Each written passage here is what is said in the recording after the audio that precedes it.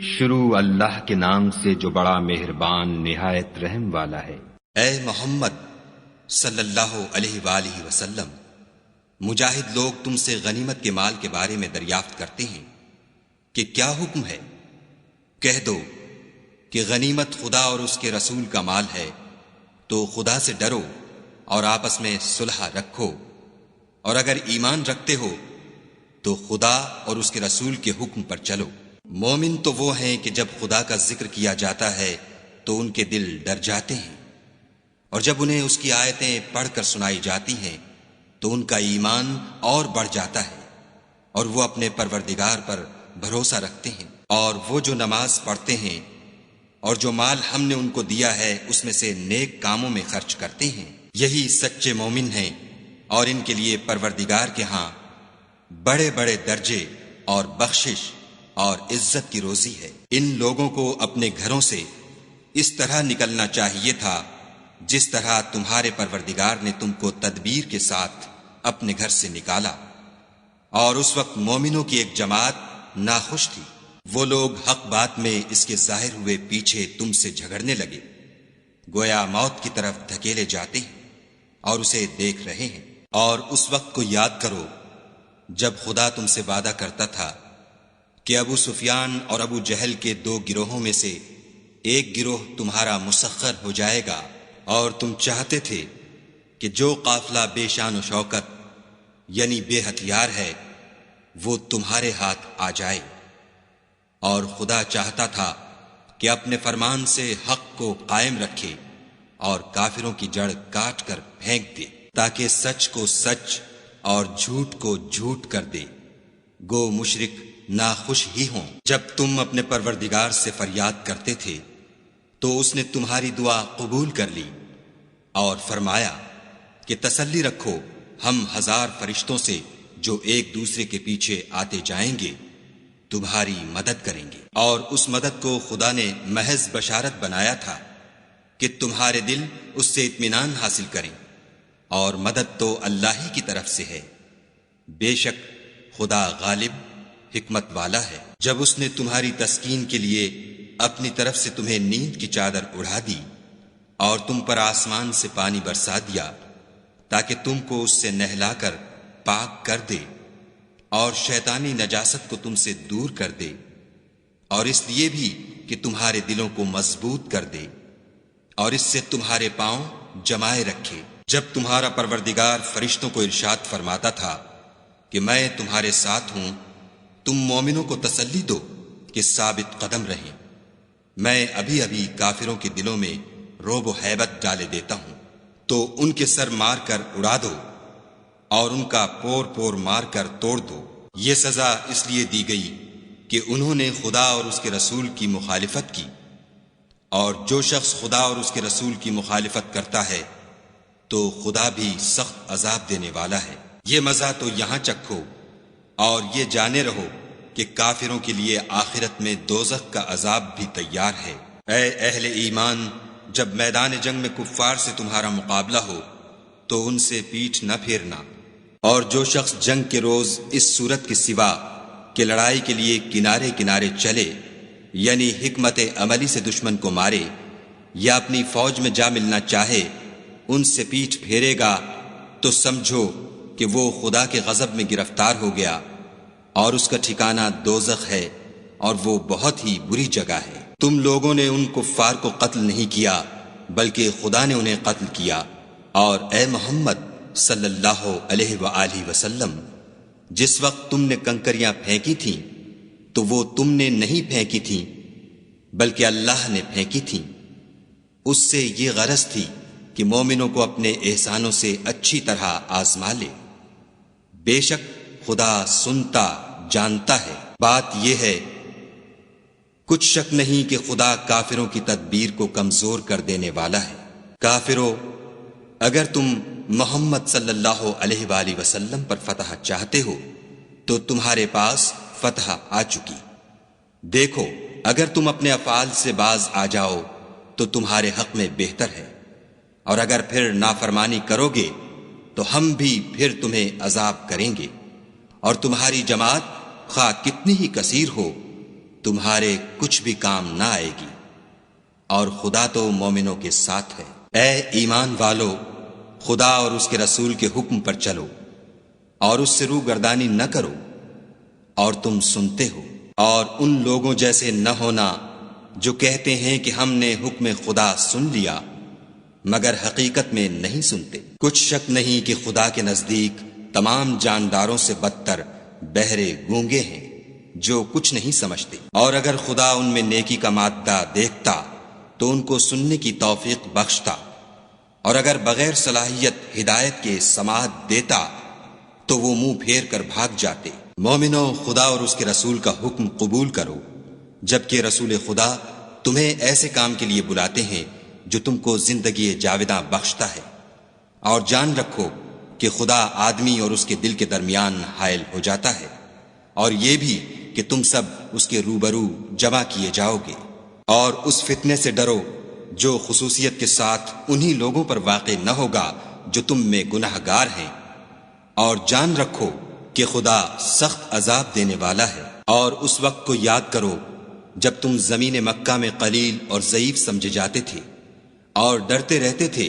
کہ لوگ تمہیں اڑا نہ لے جائیں، یعنی بے خانما نہ کر دیں، تو اس نے تم کو جگہ دی اور اپنی مدد سے تم کو تقویت بخشی اور پاکیزہ چیزیں کھانے کو دیں تاکہ اس کا شکر کرو۔ اے ایمان والو، نہ تو خدا اور رسول کی امانت میں خیانت کرو اور نہ اپنی امانتوں میں خیانت کرو، اور تم ان باتوں کو جانتے ہو، اور جان رکھو کہ تمہارا مال اور اولاد بڑی آزمائش ہے، اور یہ کہ خدا کے پاس نیکیوں کا بڑا ثواب ہے۔ مومنو، اگر تم خدا سے ڈرو گے تو وہ تمہارے لیے امر فارق پیدا کر دے گا، یعنی تم کو ممتاز کر دے گا اور تمہارے گناہ مٹا دے گا اور تمہیں بخش دے گا، اور خدا بڑے فضل والا ہے۔ اور اے محمد صلی اللہ علیہ وآلہ وسلم، اس وقت کو یاد کرو جب کافر لوگ تمہارے بارے میں چال چل رہے تھے کہ تم کو قید کر دیں یا جان سے مار دیں یا وطن سے نکال دیں،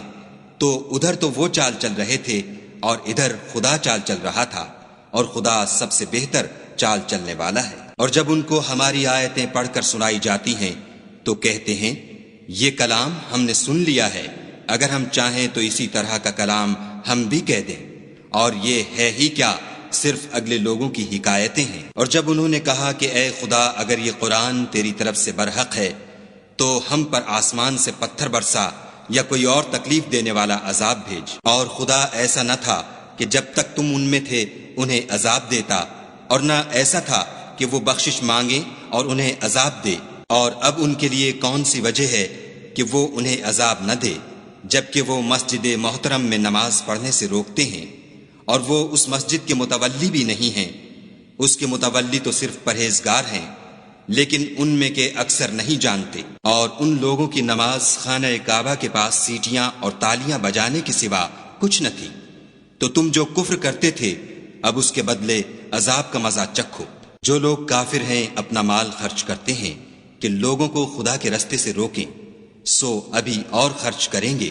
مگر آخر وہ خرچ کرنا ان کے لیے موجب افسوس ہوگا، اور وہ مغلوب ہو جائیں گے، اور کافر لوگ دوزخ کی طرف ہانکے جائیں گے، تاکہ خدا پاک سے ناپاک کو الگ کر دے اور ناپاک کو ایک دوسرے پر رکھ کر ایک ڈھیر بنا دے، پھر اس کو دوزخ میں ڈال دے۔ یہی لوگ خسارہ پانے والے ہیں۔ اے پیغمبر صلی اللہ علیہ وآلہ وسلم، کفار سے کہہ دو کہ اگر وہ اپنے افعال سے باز آ جائیں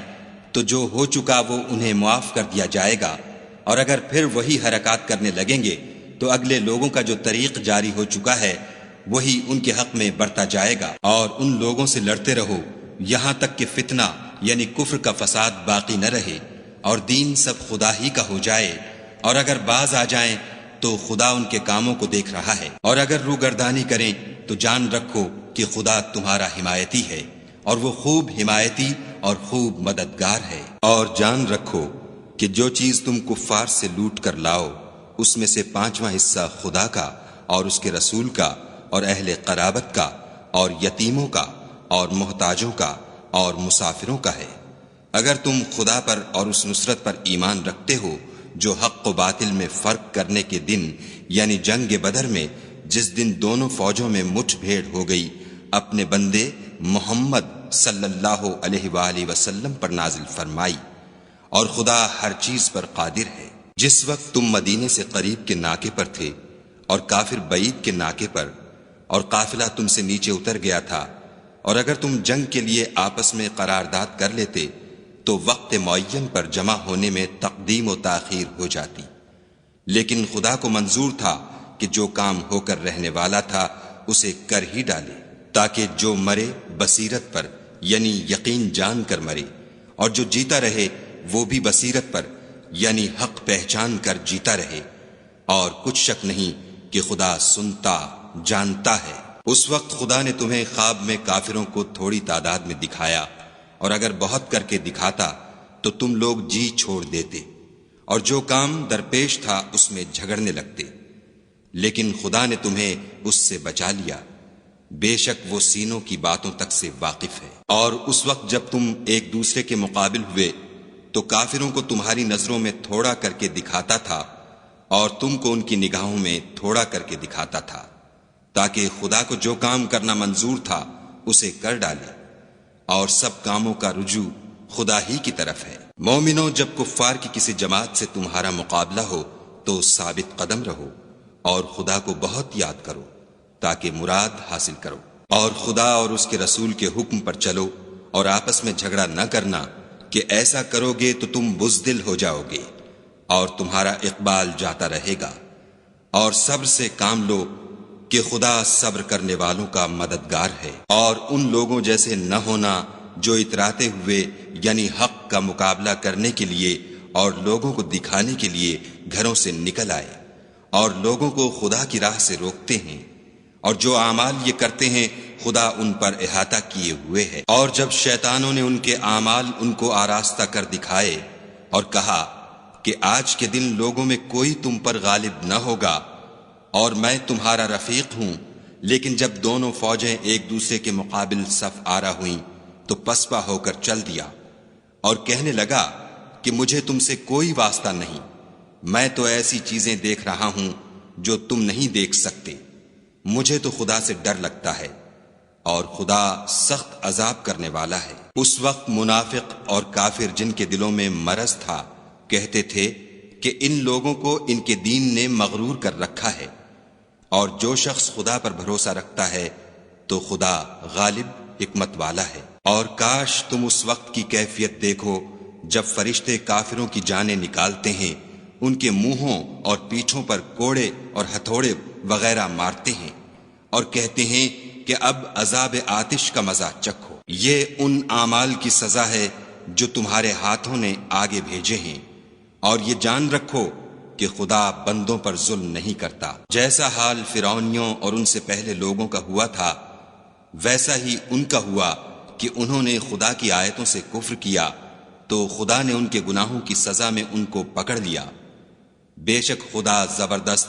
اور سخت عذاب دینے والا ہے۔ یہ اس لیے کہ جو نعمت خدا کسی قوم کو دیا کرتا ہے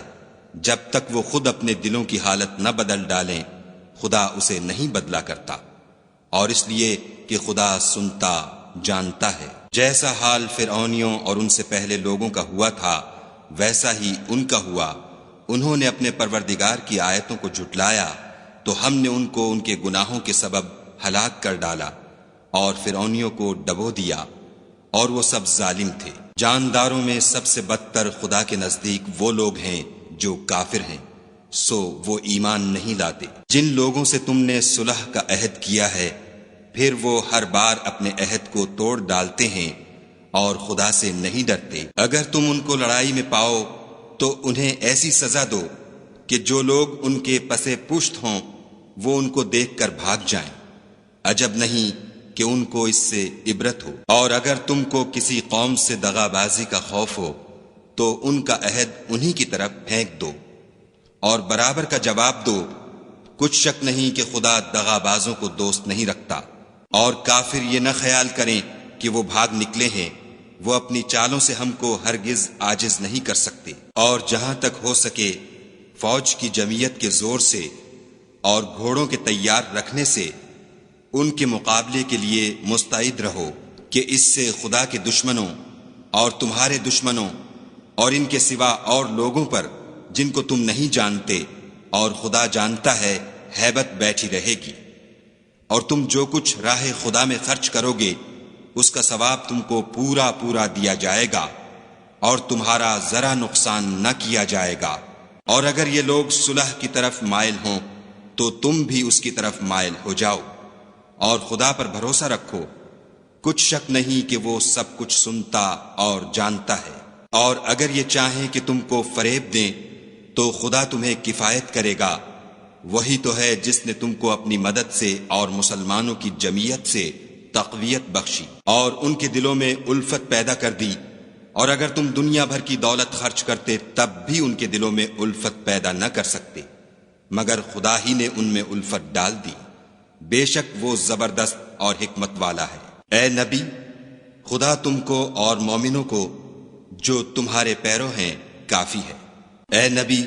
مسلمانوں کو جہاد کی ترغیب دو، اگر تم میں 20 آدمی ثابت قدم رہنے والے ہوں گے تو 200 کافروں پر غالب رہیں گے، اور اگر 100 ایسے ہوں گے تو 1000 پر غالب رہیں گے، اس لیے کہ کافر ایسے لوگ ہیں کہ کچھ بھی سمجھ نہیں رکھتے۔ اب خدا نے تم پر سے بوجھ ہلکا کر دیا اور معلوم کر لیا کہ ابھی تم میں کسی قدر کمزوری ہے، پس اگر تم میں 100 ثابت قدم رہنے والے ہوں گے تو 200 پر غالب رہیں گے، اور اگر 1000 ہوں گے تو خدا کے حکم سے 2000 پر غالب رہیں گے، اور خدا ثابت قدم رہنے والوں کا مددگار ہے۔ پیغمبر کو شایع نہیں کہ اس کے قبضے میں قیدی رہیں جب تک کافروں کو قتل کر کے زمین میں کثرت سے خون نہ بہا دے۔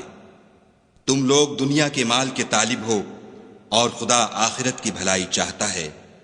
اور خدا غالب حکمت والا ہے۔ اگر خدا کا حکم پہلے نہ ہو چکا ہوتا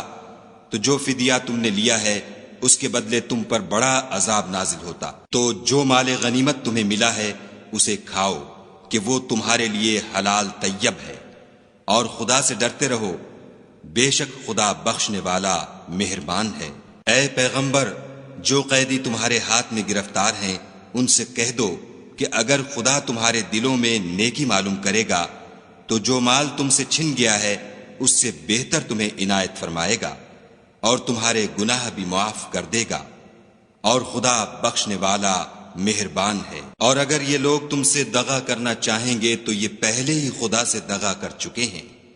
تو اس نے ان کو تمہارے قبضے میں کر دیا، اور خدا دانا حکمت والا ہے۔ جو لوگ ایمان لائے اور وطن سے ہجرت کر گئے اور خدا کی راہ میں اپنے مال اور جان سے لڑے وہ، اور جنہوں نے ہجرت کرنے والوں کو جگہ دی اور ان کی مدد کی وہ، آپس میں ایک دوسرے کے رفیق ہیں۔ اور جو لوگ ایمان تو لے آئے لیکن ہجرت نہیں کی تو جب تک وہ ہجرت نہ کریں تم کو ان کی رفاقت سے کچھ سروکار نہیں، اور اگر وہ تم سے دین کے معاملات میں مدد طلب کریں تو تم کو مدد کرنی لازم ہے، مگر ان لوگوں کے مقابلے میں کہ تم میں اور ان میں صلح کا عہد ہو مدد نہیں کرنی چاہیے، اور خدا تمہارے سب کاموں کو دیکھ رہا ہے۔ اور جو لوگ کافر ہیں وہ بھی ایک دوسرے کے رفیق ہیں۔ تو مومنو، اگر تم یہ کام نہ کرو گے تو ملک میں فتنہ برپا ہو جائے گا اور بڑا فساد مچے گا۔ اور جو لوگ ایمان لائے اور وطن سے ہجرت کر گئے اور خدا کی راہ میں لڑائیاں کرتے رہے، اور جنہوں نے ہجرت کرنے والوں کو جگہ دی اور ان کی مدد کی، یہی لوگ سچے مسلمان ہیں، ان کے لیے خدا کے ہاں بخشش اور عزت کی روزی ہے۔ اور جو لوگ بعد میں ایمان لائے اور وطن سے ہجرت کر گئے اور تمہارے ساتھ ہو کر جہاد کرتے رہے، وہ بھی تمہی میں سے ہیں، اور رشتہ دار خدا کے حکم کی روح سے ایک دوسرے کے زیادہ حقدار ہیں۔ کچھ شک نہیں کہ خدا ہر چیز سے واقف ہے۔